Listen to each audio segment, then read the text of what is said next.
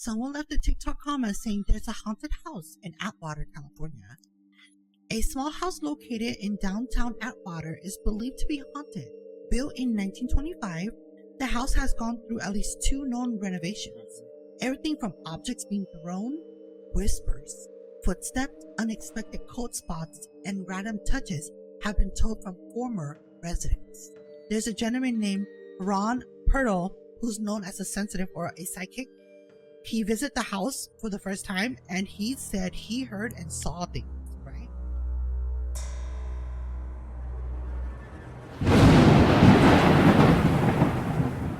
Hi, my witches and norms. Welcome to WitchDarkTales podcast. We're your host. I'm Moon Witch. There we go.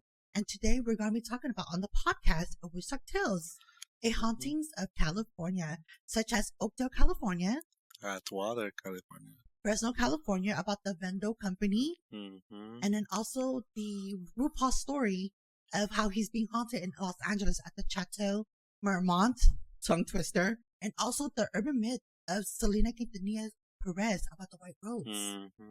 So before we get straight into it, because discretion is advised, everything that we talk about is just pure speculation and to the best of our knowledge, and also strong adult languages and images that may disrupt the viewers and audio listeners. But with that being said, don't forget to follow and subscribe. Well, that's the same thing. But like the video and subscribe, and let's get straight into the podcast. Me and my girl's going to have our own conversation right now, and if you guys want to, go ahead and skip on to the next scene. So you know how we went to the club yesterday, Uh-huh. and when we were there, you know, they were playing Selena Quintanilla songs. Yes, yeah. Oh, yeah. Well,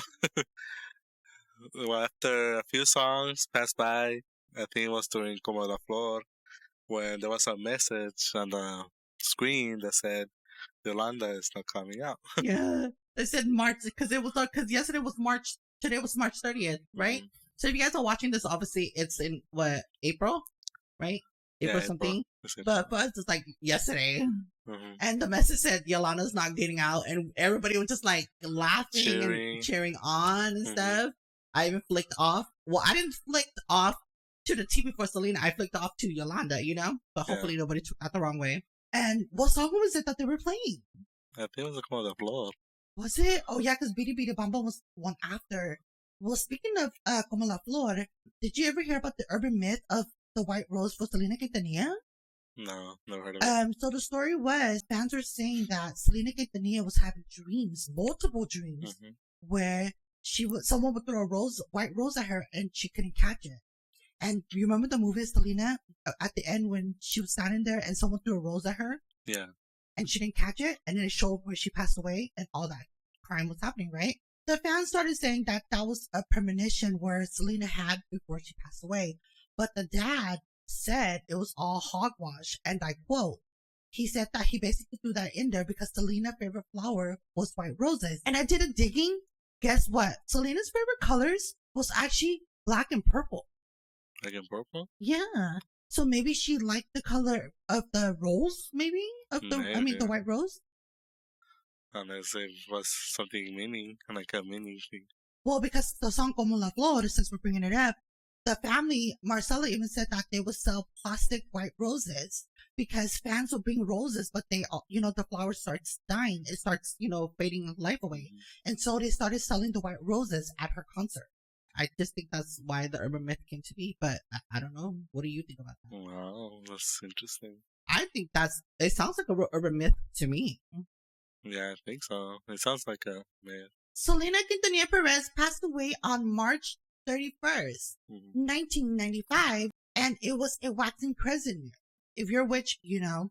But for Yolanda, she's getting out on March 30th, 2025, with the energy of the new moon. Now, I was saying that the reason why Yolanda is getting out or on parole was because new moon represents new energy. And so I assumed that was happening, but we found out Yolanda's not coming out. Or maybe the new moon energy was supposed to bring her relevancy, like to make her more relevant now. Maybe. I mean, people are talking about it everywhere. Yeah. And so are we. She was like a beloved singer. Like, we all grew up with her. Well, we didn't grow up with her, but we knew of her. We knew all her music. We've seen all her movies, But we love her.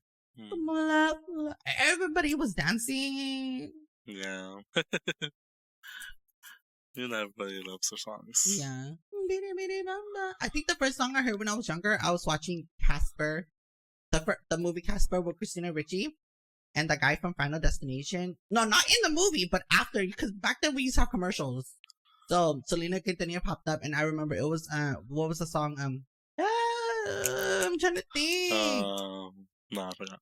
Yeah, I forgot too, but we'll just cut that out if anything. Well, let's get straight on to the Hauntings of California. I felt like we already named it, but if not, we're gonna put it as a part 2. Part 2. So, what is our first story? So, on the long road paved border between Stockton and Lodi, that stretches past Alcorn Golf Club and Oak Grove Regional Park, 8 Mile Road can appear to be a spooky place.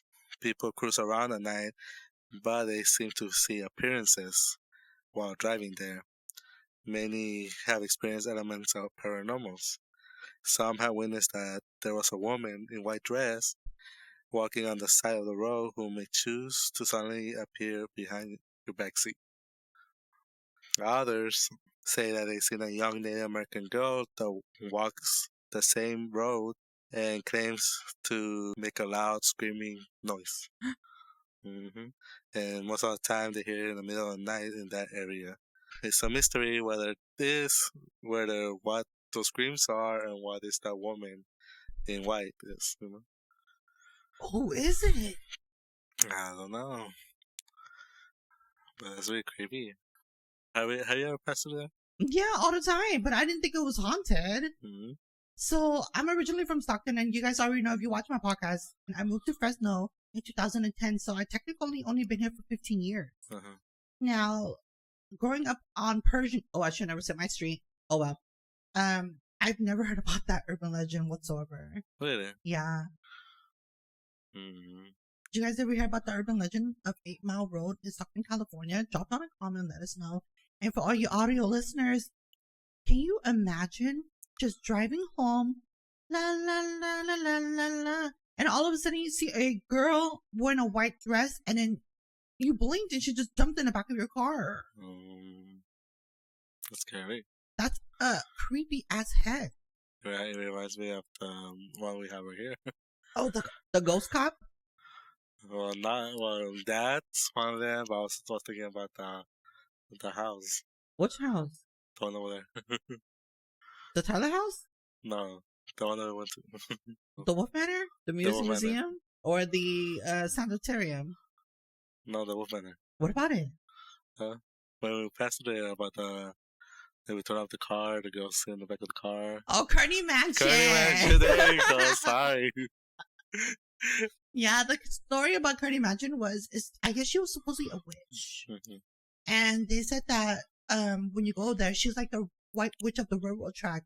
The story was she passed away somehow. I think the town folks like unalived her or something. Again, there's so many urban legends to this. So also from what I also makes sense to me was, if you're from Fresno, listen to this. The White Witch of Kearney Mansion Railroad, I believe that was his mistress, because Mr. Kearney never had a wife. He was never married or had any kids whatsoever. What if, to maintain his, not fame, but the status of, him, because technically Kearney Mansion was in Kearney Town, and think of him as the president of Kearney Town. And so what if he didn't want people to know and he unalived her? Maybe. So if you're from Fresno, drop down a comment and let us know. She might be the white lady there. Yeah, the White Witch of the railroad track of Kearney Mansion. I've never seen her. No, it reminded me of the three guys that passed away. So there's this, think of this as an urban myth for us. Every time we go to a haunted place, something bad happens there. We went to Kearney Mansion. 3 days later, 3 guys passed away at the Kearney Street. Remember? It was all over the news. We went to the Sample Sanitarium. 2 days later, someone tried to set it on fire. We went to Roosevelt High School. to do investigation. 2 days later, a guy was getting chased by a cop in his car, and he ran into the Asian family that passed away. Damn. So for me, I think that sounds like an urban legend, but again, it's probably just coincidence. And rest in peace to the people. Not to sound disrespectful, I promise. Yeah, but I don't know. Let me know what y'all think. Oh, that's crazy. Yeah. Let's move on to our next story before it gets creepier. A user from TikTok sent us, "Do Oakdale, California, please. We couldn't find no haunted places." Well, there's one, which Ghost Adventures already talked about it, so I don't want to bring that up, but I'll leave that in the link as well. But we did find a story. So if you're from Oakdale, California, listen to this. There's a haunted story someone wrote, and it said, "I used to live in Oakdale in a ranch house out in the country on Stoddard Road." Sorry if I pronounced that wrong. Stoddard. Stoddard.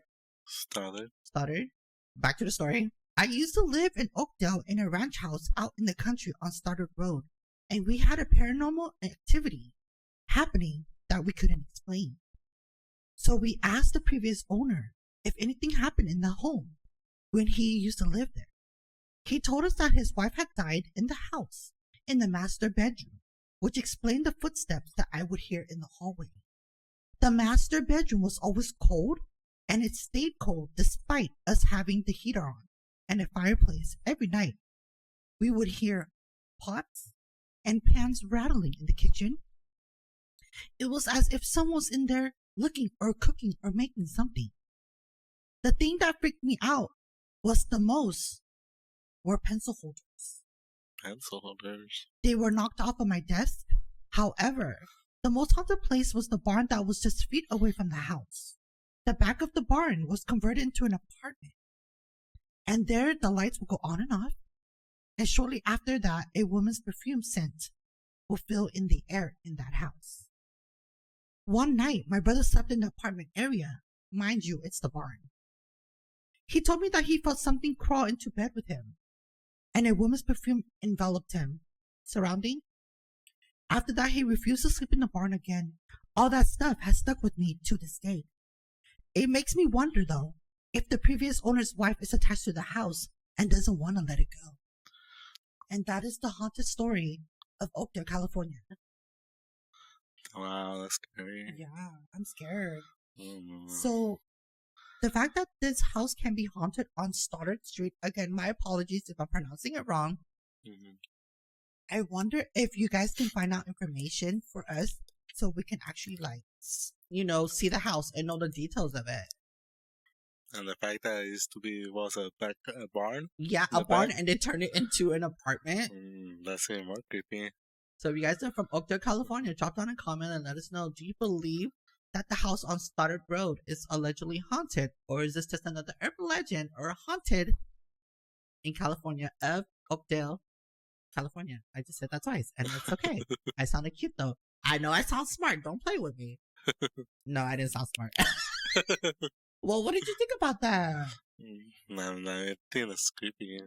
It did sound creepy. But I'm pretty sure that woman's attached. Yeah. Mm-hmm. What is it? A spiritual attachment. Mm-hmm. When they pass away, they don't want to let it go. So if you guys don't know, a spiritual attachment is when a person who has passed away either violently, let's say not ready to go, so they get attached to that moment and place in time, or an object, or also even a house, and they don't want to let it go because they haven't had unfinished business. We are not professional psychics. This is just from our assumption. Knowledge. Okay. Yeah, it's from our knowledge that we research. But again, from what I know that I did researches, and again, it's not probably true, but to me it is. Spirits, when they pass away, they can be attached to something or someplace. Mm-hmm. Did you ever hear about anybody passing away and then they be attached to something? Like a necklace? Not really. That I know of. I think I do. I might have a cousin who, I think when his dad passed away, it was attached to, I forgot what it was. I think he always spent a lot of time, cooking in the stove. Mm-hmm. So he always, or girl, he always cooked food. So I feel like maybe there was a spiritual attachment to that because, they had told me that there was stuff happening. This girl that I knew, and I'm not going to say her name, you guys.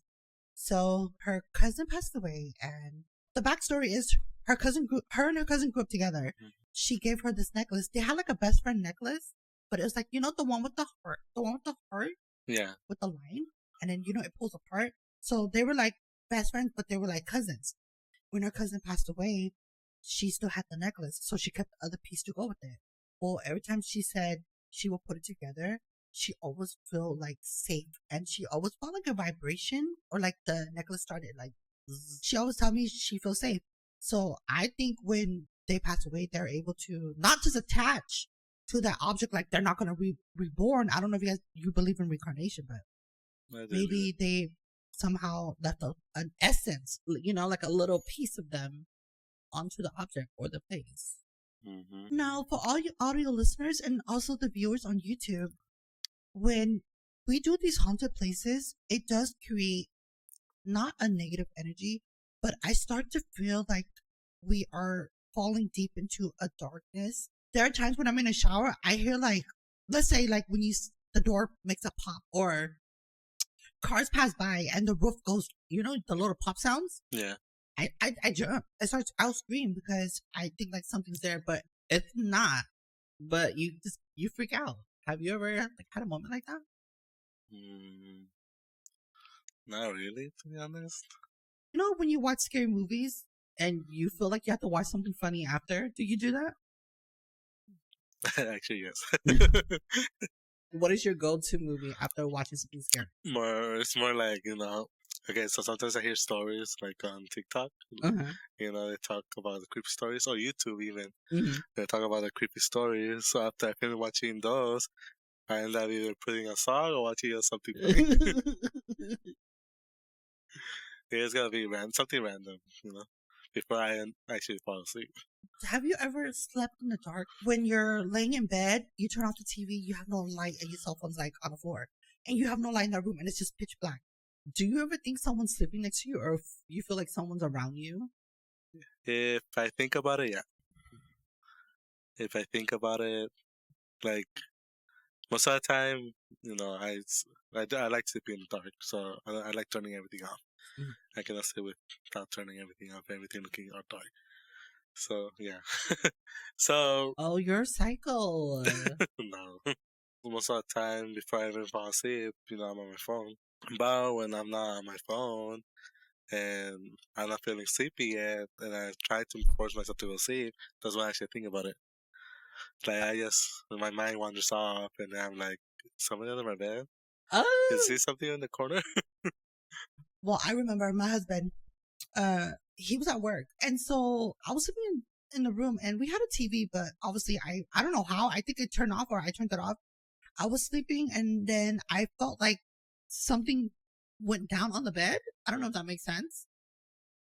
Like when someone came to sit down and you feel the bed go down. Uh-huh. And I said, babe, and I started screaming. I moved my hand around to see if I was going to text somebody, because I thought it was going to be him, and it was nothing there, dude. I ran and turned on the light, and I left the door open. I was scared. Yeah, I was scared. And I feel like bad things always happen to me. Even like just people saying weird things to me. People like saying bad words to me randomly, like they don't even know who I am. Uh-huh. Like a couple days ago, I was walking home. I went because I lived down the street from the store. So I'm like, I'm just going to walk to the store.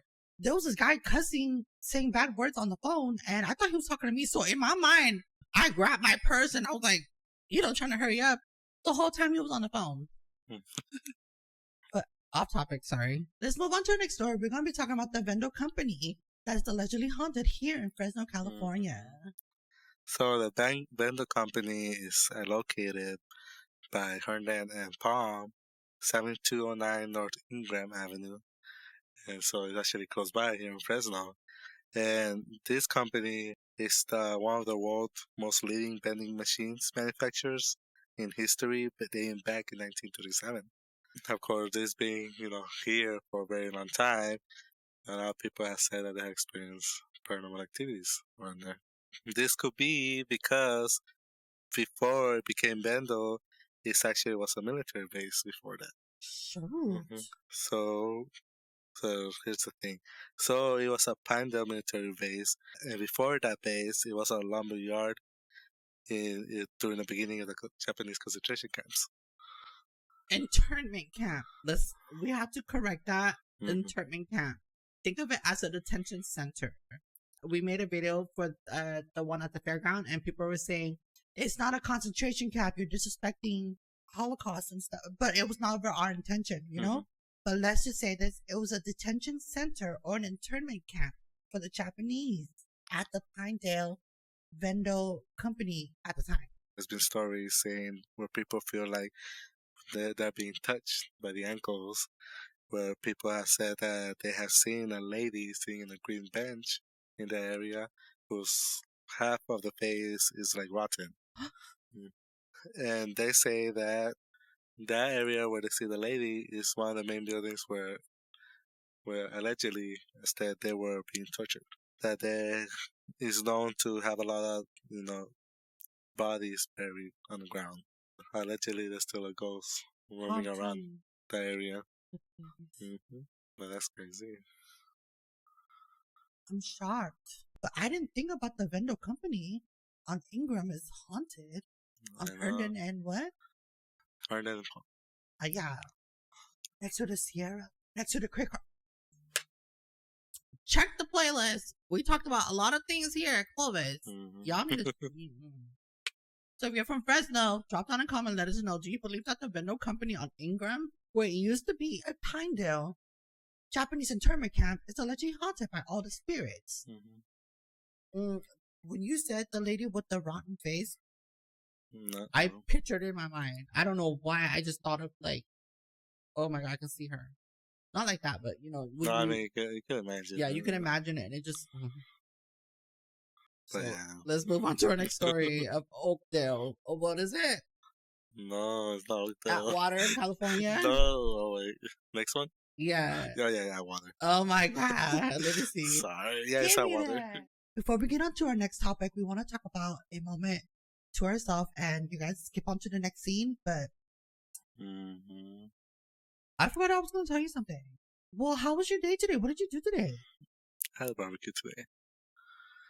Yeah, vibing with my mom and brother and his kids. So they had like a little barbecue. Where? On a Sunday at the house. Well, not my house, but his house. I was going to say, wasn't it raining? No, it wasn't raining. Oh. Girl, did you step outside the house? No. To be honest, all I do is edit for Instagram, TikTok, YouTube, and the podcast, and I'm pretty sure. God, I have no life. And then I go back to work Tuesday, so this is all I do. You know how hard we are working for y'all?